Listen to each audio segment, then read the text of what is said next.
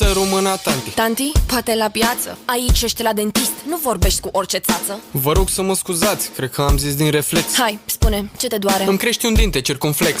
Pare complicat, nu știu dacă mă descurc. Dar îmi chem o colegă să te pună ea la punct. Pe oricine o chema să nu fie ea brunetă, să n-aibă tatuaje și să zică: Da, bulemo!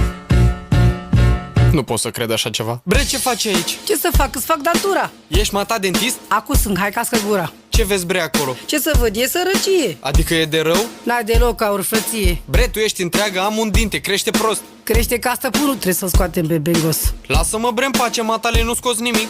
Te nu stai cu minte, te înțep, atât îți zic. Bre, te rog frumos, ai mata milă de mine. Stai liniștit, nepoate. Vrei să-ți spun un secret?